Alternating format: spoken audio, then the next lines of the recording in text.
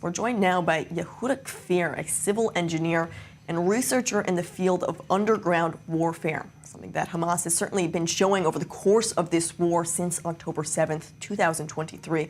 Yehuda, thank you so much for joining us on I24 News this morning.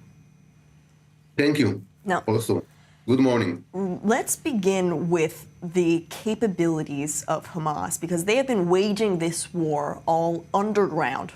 And that's what has made this war so difficult, as the IDF has not only been fighting against Hamas above ground and underground, but also Hamas holding these hostages underground. So over the course of the 15 months that the IDF has been operating, what do we know about how this tunnel network still stands today?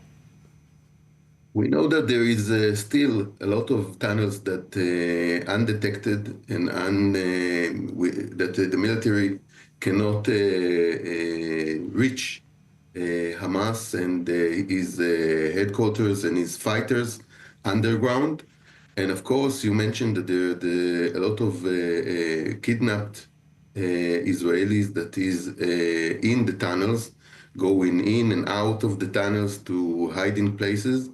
In the civilians population. So it's very hard to the military to attack the tunnels while the kidnappers are still there.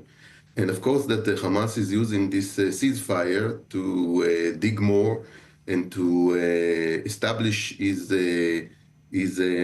capabilities in this underground terrain.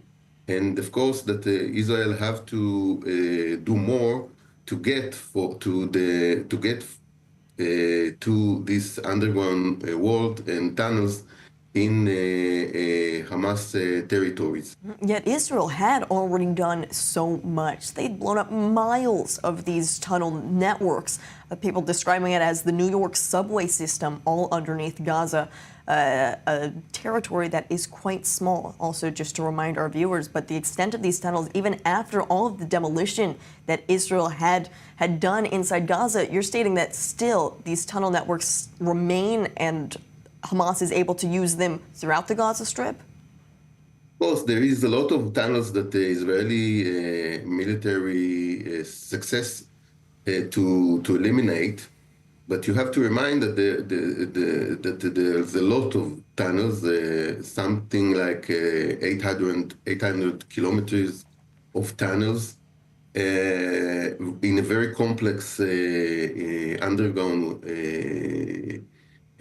area.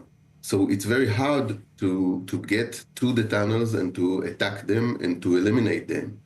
It's not so easy, and of course we have to remember that this is maybe the first time in military history that there is a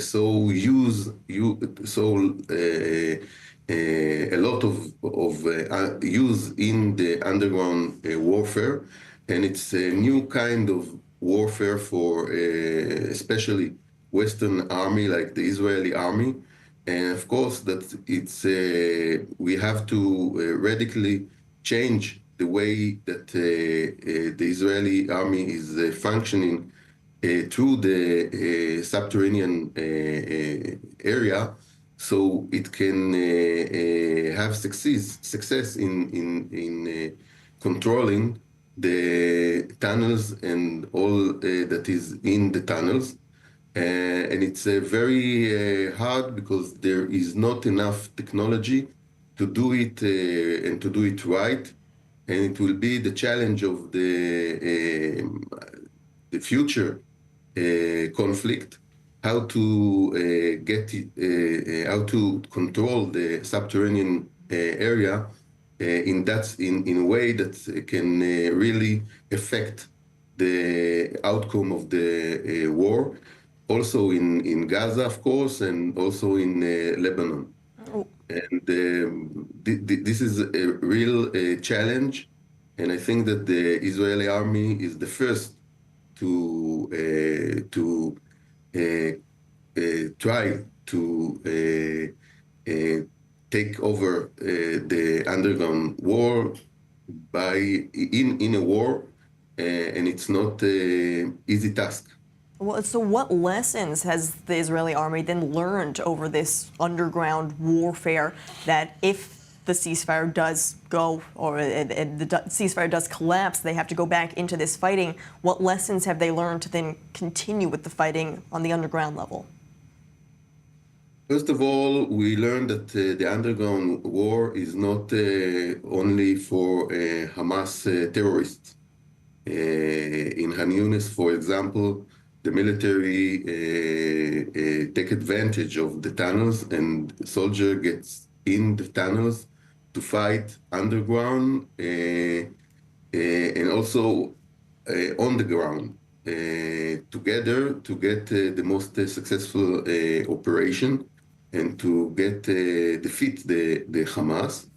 And it was very successful. And now we learned, the army learned this new tactic. Not only the Israeli army, also other armies are looking to see this first time maneuver, underground maneuver. And of course, there's a lot to do in order to make the Israeli tunnel attacks. So in the future, the subterranean will be a space that both Israeli and Hamas will fight to get the upper hand in controlling this subterranean space. Okay, Yehuda Kafir, thank you so much for that analysis on exactly the underground network and the subterranean level, as you mentioned, one of the most complicated symbols of this war to date. Yehuda Kafir, thank you for joining us. Thank you.